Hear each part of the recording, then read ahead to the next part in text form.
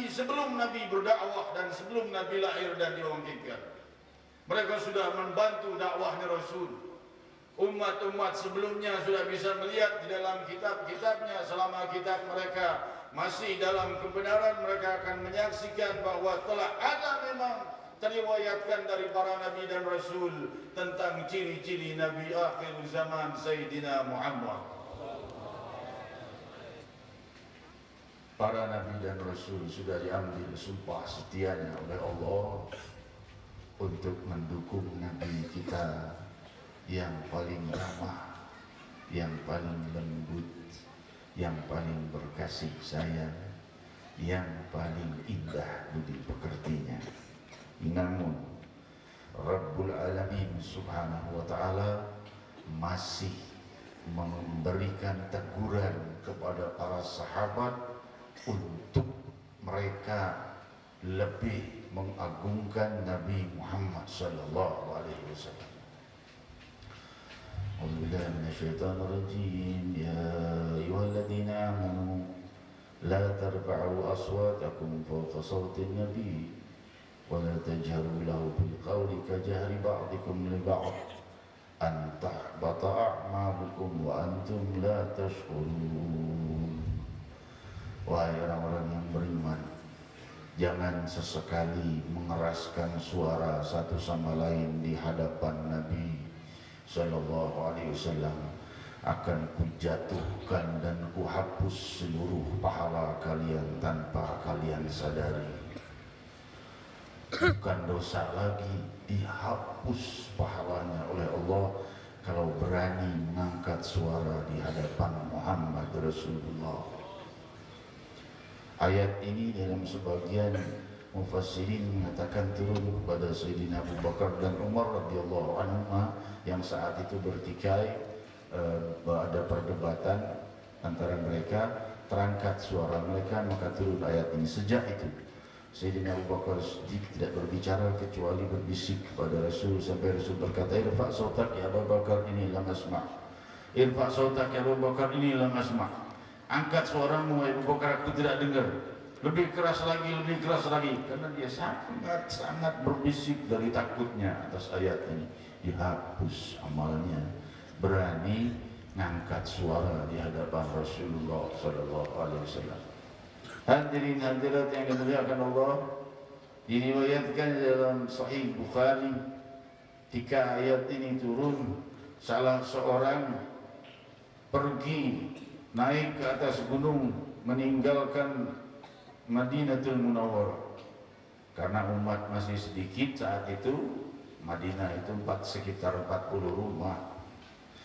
Nabi SAW tanya, si fulan yang kemana itu? Biasanya ada salat 5 waktu, kok nggak ada sekarang? Udah berapa hari terlihat tidak ada. Dia melarikan diri ke atas gunung ya Rasulullah. Susul.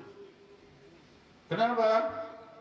Karena ketika didatangi oleh para sahabat yang diutus, kenapa kau ini sampai menjauh? Dia berkata, ana finnar, aku adalah di neraka. Kenapa? Karena aku selalu mengangkat suara di hadapan Rasulullah karena telingaku lemah mendengar. Berarti ayat itu untukku. Maka dikabarkan kepada Rasulullah SAW bersabda, basyirhu bil jannah, kabarkan dia tentang bahwa dia adalah penduduk surga. Adab, ta'zim, pengagungan, penghormatan kepada Muhammad Rasulullah. Hadirin hadirat yang dimuliakan Allah, demikian keadaan para sahabat radhiyallahu anhum warḍahum dalam mencintai Allah dan Rasulnya, dan mereka mengetahui bahwa Allah murka jika mereka tidak menghormati Nabinya Muhammad sallallahu alaihi wasallam, bahkan akan menghapus seluruh amal mereka. Hadirin hadirat yang dimuliakan Allah, maka kita yang hidup 14 abad setelah masa Nabi sallallahu alaihi wasallam layak mengenal beliau lebih dalam.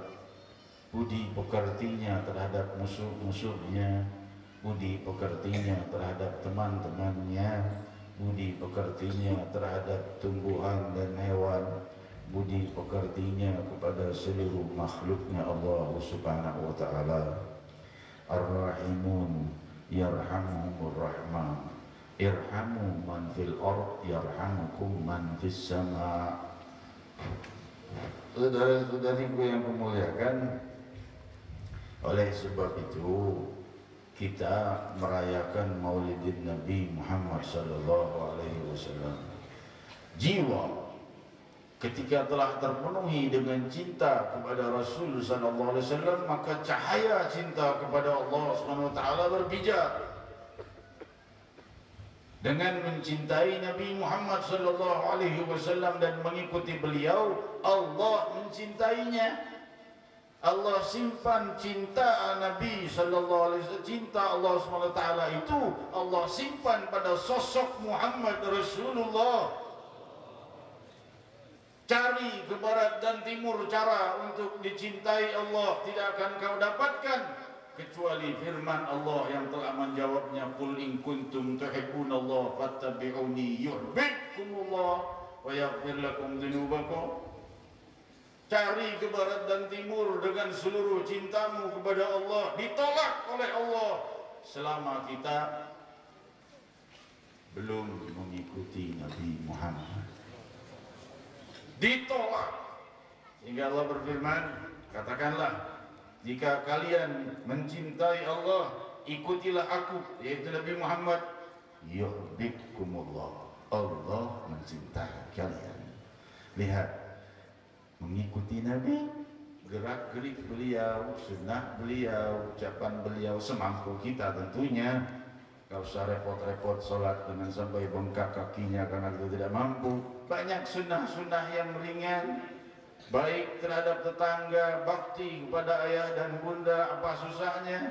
Hadirin hadirat yang dimuliakan Allah, hal-hal seperti ini, bakti kepada guru-guru kita, belajar kepada guru-guru kita, dan menjauhi caci maki kepada orang-orang makhluk-makhluknya Allah Subhanahu wa taala, apalagi sesama muslimin. Hadirin hadirat yang dimuliakan Allah, layak kita mengenal sosok Nabi kita Muhammad sallallahu alaihi wasallam. Riwayat Sayyidina Anas bin Malik radhiyallahu anhu wa arda, diriwayatkan di dalam Sahih Bukhari. Break sebentar ya.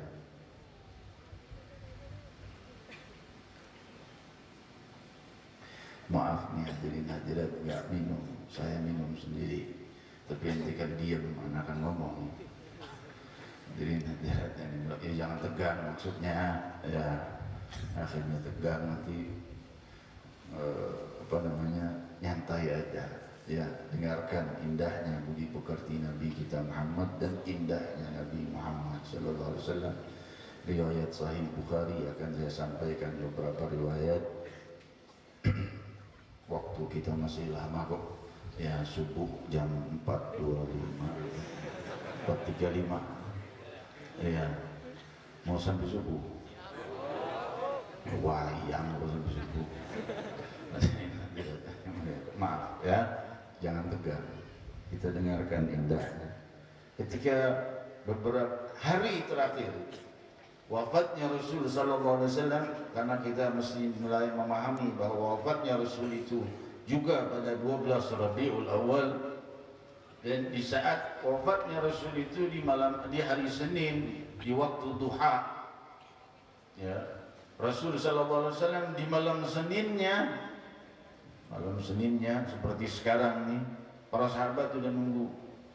Kenapa? Karena Nabi sudah sehat walafiat saat hari Ahad, hari Sabtu, hari Minggu Nabi sudah sehat walafiat, mulai kelihatan. Malam Senin sahabat nunggu sholat Isya, tak keluar Rasul sallallahu alaihi wasallam. Mereka menunggu Rasul sallallahu alaihi wasallam sudah mengikat kepalanya dengan ikat kepala yang diberi obat-obatan sebagaimana riwayat Sahih Bukhari, kunyit dan lain sebagainya. Maka dia tidak sadarkan diri beliau sallallahu alaihi wasallam, dan ketika bersadarkan diri tengah malam, ya Aisyah, as-salat nas. Wahai Aisyah, orang-orang udah sholat isya belum? Kan rumahnya Rasul sallallahu alaihi wasallam itu langsung pintunya berhadapan dengan shaf pertama, mihrab. Kalau yang udah pernah pergi haji tahu bahwa ini makamnya Rasul itu rumahnya Rasul dulu, rumahnya Sayyidatina Aisyah itu di Raudhah. Nah, Raudhah itu dalam tempat Nabi sallallahu alaihi wasallam, ada mimbarnya di situ. Kalau mimbar yang sekarang mimbar baru, tapi mimbar yang lama itu yang Raudhah. Ya, disebut baiti wa mimbari raudhah min riyadil jannah. Nah, di situ Rasul sallallahu alaihi wasallam kalau sudah buka pintu, kalau waktu malam cahaya terlihat sehingga terang benderang orang-orang yang ada di dalam masjid karena cahaya Rasul sallallahu alaihi wasallam. Rasul bersabda, ya Aisyah as-salat nas. Wahai Aisyah, orang-orang sudah pada salat isya belum tuh? Maka berkata Sayyidatina Aisyah, yang tadirunak ya Rasulullah, mereka menunggumu ya Rasulullah. Belum ada yang salat isya, nunggu Rasul. Rasul berkata, agimni ilal wadu, angkat aku ke tempat wudu.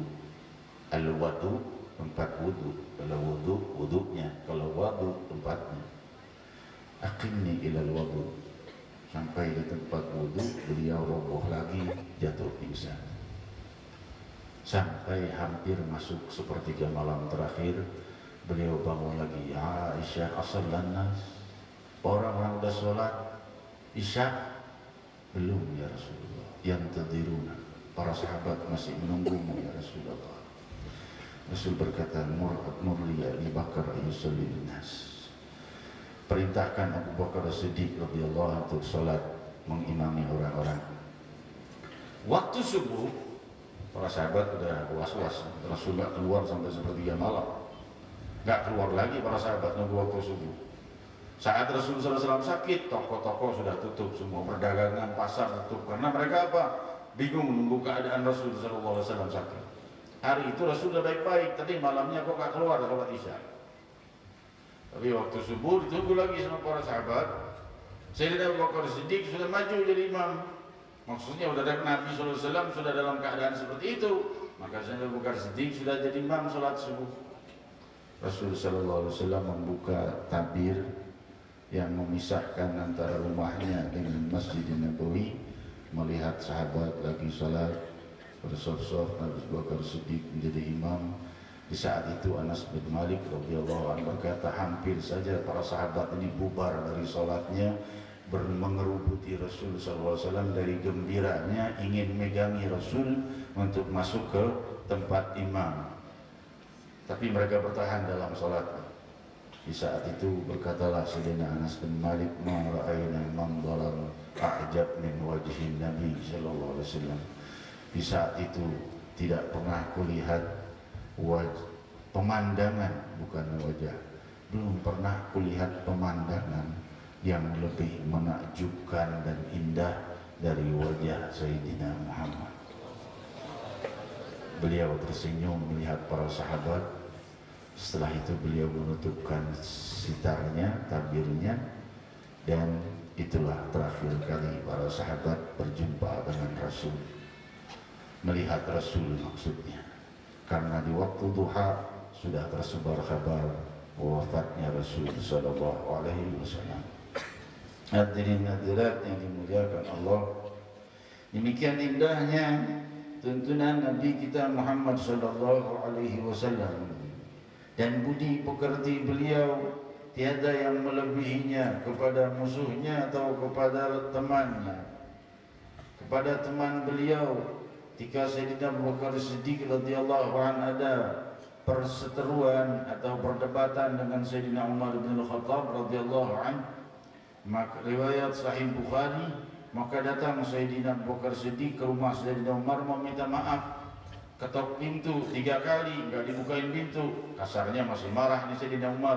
Maka Sayyidina Abu Bakar Siddiq datang pada Rasul, ya Rasulullah, Umar bin Khattab gak mau maafkanku, bagaimana, aku bingung, aku pasti punya salah dengannya. Maka Rasulullah SAW berkata, panggil Umar bin Khattab. Baru mau dipanggil, Sayyidina Umar datang.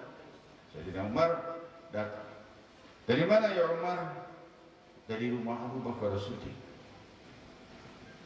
Kenapa? Dari tadi dia datang mengetuk pintuku mengucap salam. Sekali aku masih marah, kedua masih marah, ketiga aku sudah menjawabnya dan memaafkannya, buka pintu dia udah gak ada. Aku lari ke rumahnya, ternyata dia tidak ada, katanya ke rumahnya Rasul. Maka aku datang ke sini, ya Rasulullah, mau minta maaf. Dua-duanya mau minta maaf, saling meminta maaf, Sayyidina Abu Bakar Siddiq dan Sayyidina Umar Ibn Khattab radhiyallahu anhu. Apa jawaban Rasul? Merah padam wajah Rasul sallallahu alaihi wasallam. Di saat kalian masih belum beriman kepadaku, memerangiku dan tidak membelaku, Abu Bakar Siddiq radhiyallahu anhu telah membelaku. Siapa di antara kalian yang akan mengangkat dirinya di atas Abu Bakar Siddiq radhiyallahu anhu Allah. Hadirin hadirat yang dimuliakan Allah. Makanya kalau zaman sekarang ada orang bilang Abu Bakar Siddiq ini merebut kekhalifahan, Sayyidina Umar, Sayyidina Utsman, yang paling berhak Sayyidina Ali. Jangan terlalu didengerin. Kenapa? Karena itu semuanya keluarga Rasul. Sayyidina Abu Bakar Siddiq siapa? Mertuanya Rasulullah. Sayyidina Umar, menantunya Rasulullah. Sayyidina Utsman, menantunya Rasulullah. Sayyidina Ali, menantunya Rasulullah karramallahu wajhahu wa radhiyallahu ta'ala, semua keluarganya Rasulullah sallallahu alaihi wasallam. Hadirin hadirat yang dimuliakan Allah, yang sebagian begini, yang sebagian mengatakan perayaan Maulid bid'ah.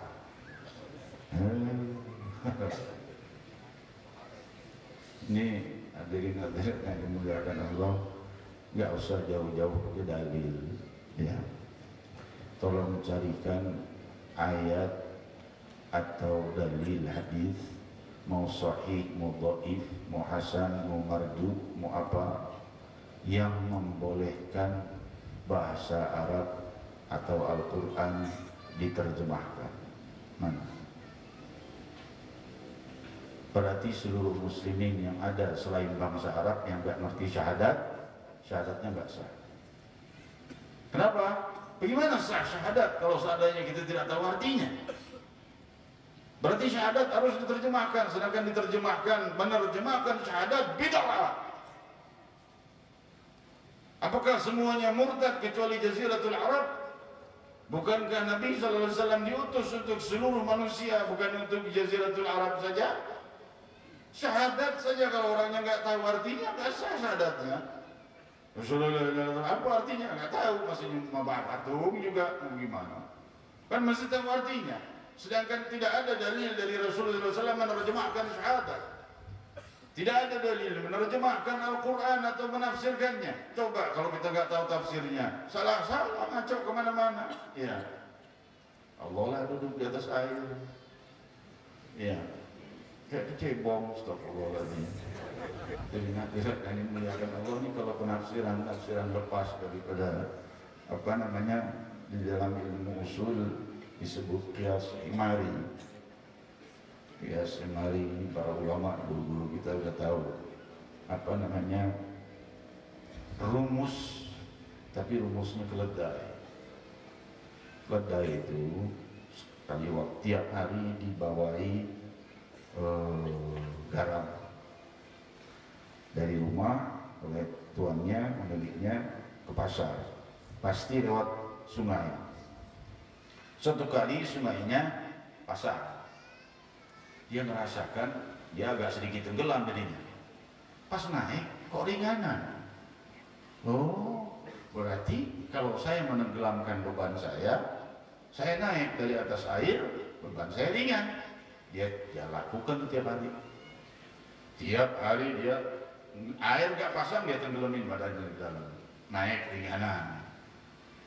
Ini kiasnya keledai. Kias itu pemecahan masalah. Ya. Suatu hari tuannya bukan membawakan garam, tapi membawakan kapas. Dia gak tahu apa yang dibawa. Bawa sama dia, tenggelamkan, tenggelam. Kapas kena air. Kalau tadi garam kena air memang mencair garam, jadi ringan. Kalau kapas kena air, mendem. Hadirat yang dimuliakan Allah, ini kias bukan pada tempatnya. Yang seperti itu, ya. Jadi menaruhkan suatu hal itu mesti pada tempatnya, ya. Jangan jadi seperti kalah dengan tukang kondektur Metro Mini, ya. Kondektur Metro Mini melihat ada Pak Ustadz naik, Pak Ustadz kalau turun kaki kiri dulu, bid'ah. Sunnahnya kaki kanan dulu. Nah, benar, sunnahnya kaki kanan dulu, turun dengan kaki kiri memang ingkar sunnah, tapi bukan hal yang mubah. Tapi kalau harus turun pakai kaki kiri, ya bid'ah. Dia bilang bid'ah. Nah, pintunya di kiri. Metro Mini gimana mau berhenti? Metro Mini itu kalau jalan, kalau disuruh stop kan cuma berhenti pelan sedikit aja, nggak berhenti dia. Turun kaki kanan dulu. Ini mobil masih jalan Metro Mini, melintir. Kondektur bilang, aduh Pak Ustadz, dibilang turun kaki kiri dulu. Jawab lagi, kaki kiri aja udah, kaki kanan aja udah begini, apalagi kaki kiri. Lah, Allah. Nah, pintunya di kiri. Kalau pintunya di kanan, turun kaki kanan dulu. Atau mobilnya berhenti, turun kaki kanan dulu. Jadi lihat sunnah itu lihat tempatnya, kan ya. Kalau nggak pada tempatnya jangan pakai. Segala hal yang beda selama itu baik. Nah, kalau seandainya semuanya beda itu dalalah, berarti agama Islam hanya untuk bangsa Arab. Orang selain Arab nggak ngerti Al-Quran, nggak ngerti syahadat, nggak ngerti sholat apa itu bacaannya. Bagaimana ia mau mendalami dan memahaminya? Kecuali harus diterjemahkan, menerjemahkannya bid'ah. Nabi nggak pernah ngajarin. Hadirin hadirat yang dimuliakan Allah, sebenarnya hal yang bid'ah ini adalah hal-hal yang sudah terbagi, dibahas dalam ulama zaman dulu, sudah nggak perlu dibahas lagi zaman sekarang, udah kuno. Ini Islam, ya Islam ini masuk ke Pulau Jawa 9 wali dengan Maulidin Nabi Muhammad. Udah dari dulu kenal Maulid Nabi Sallallahu Alaihi Wasallam. Ini datang beda, kapan munculnya ente? Ya, kita udah dari dulu kenal Maulid sebelum ente lahir, belum kamu lahir udah ada Maulid. Hadirin hadirat yang dimuliakan Allah, maaf nih kalau saya bicara kayak gini, bukan mecah belah, tapi ini bayan, penjelasan. Ya, jangan dimusuhi orang-orang seperti itu, tapi diberi penjelasan bahwa hal yang baru selama itu baik. Sudah ada hadisnya riwayat Sahih Muslim, dan hadis bid'ah dalalah kullu dalalah finnar dijelaskan oleh Hujjatul Islam Barakatul Anam Imam Suyuti alaihi rahmatullah bahwa itu adalah amun maksus, yaitu hal hadis yang umum tapi ada kekhususannya, ya. Jadi ada pengecualiannya, seperti firman Allah Subhanahu wa taala, wa rusina wa atayna kulla nafsin hudaha walakin haqqal qawlu minni la amla'anna jahannama minal jinnati wan nasi ajma'in. Kalau bukan haki ku beri semua orang itu hidayah, tapi sudah kupastikan memenuhi neraka jahanam dengan seluruh jin dan manusia seluruhnya. Intinya kan enggak seluruhnya masuk neraka jahanam, hanya yang tidak beriman saja. Inilah yang disebut bedanya bidah yang hasanah dan bidah yang dhalalah. Nah, mana yang membedakannya gimana? Makanya tanya ulama. Ya, hadirin hadirat yang dimuliakan Allah. Kadang-kadang kita ditanya bahas hadis, tanya hadis nggak tahu. Tanya Islam itu apa ta'rifnya, nggak tahu. Sholat itu apa, nggak tahu. Bid'ah. Rukun Islam berapa? Nggak tahu. Ayo. Sholat apa itu sholat? Secara bahasa dan secara syariah. Definisinya nggak tahu juga. Ulah ngomong atau gitu mah. Pengen ke guru-guru. Ya. Atau Iya salah, itu salah, iya salah, itu salah. Bahasa Sunda beda. Itu bisa ngomong atau gitu mah. Cicing we ente ngomong beda. Siap. Maaf siap, astagfirullah. Saya ngerti juga sedikit-sedikit. Ya, bahasa Sunda. Ya orang lahir di Cianjur tuh. Ya, Sunda abdi ge. Tapi lama di Jakarta jadi sering lupa. Cuman itu bahasa Sunda kasar sama bahasa Sunda lemes kan beda-beda. Bid'ah juga itu. Bahasa Indonesia beda. Ayo. Siapa yang suruh orang lain berbicara bahasa Indonesia? Rasul tidak pernah mengajarkan bahasa Indonesia. Rasul mengajarkan bahasa Arab. Ayo tafsir Al-Quran. Gimana kita mau tahu Al-Quran mana ayatnya apa, ayatnya apa, ayatnya apa, ayatnya itu mesti mau dilihat tafsirnya, beda juga. Hadirin hadirat yang dimuliakan Allah, kalau semuanya beda, ribu. Jadi udah yang namanya bid'ah udah dibagi semua ulama, bid'ah hasanah, bid'ah dhalalah, bid'ah yang baik, bid'ah yang buruk. Bid'ah yang baik kalau diperbuat maka ia mendapatkan pahalanya dan pahala orang yang mengikutinya.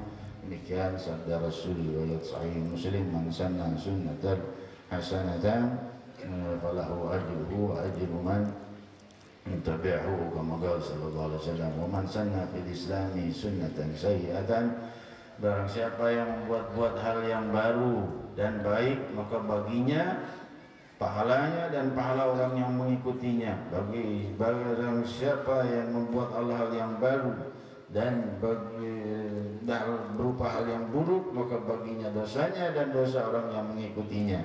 Berkata Imam Syafi'i, hadis ini menjadi dalil pembelah dan pemisah antara bid'ah hasanah dan bid'ah dhalalah. Hadirin hadirat yang dimuliakan Allah.